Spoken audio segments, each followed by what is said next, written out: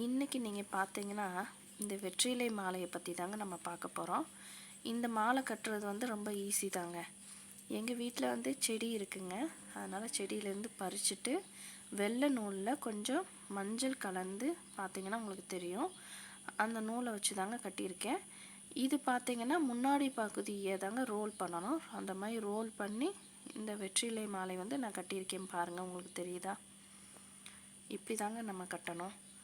இந்த மாதிரி நம்ம கட்டும் போது இந்த வெற்றிலை மாலையில் வந்து பாக்கு வச்சு கட்டலாம்.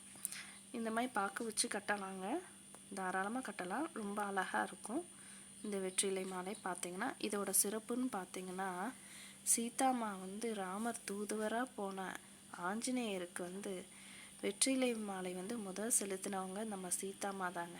அதனால் இந்த வெற்றிலை மாலையோட சிறப்பு வந்து அதிகங்க. உங்களுக்கு பார்த்தா தெரியும், ரொம்ப அழகாக இருக்குல்லங்க. பக்தியோட நம்ம வெற்றிலை மாலை செலுத்துவோங்க ஆஞ்சநேயருக்கு.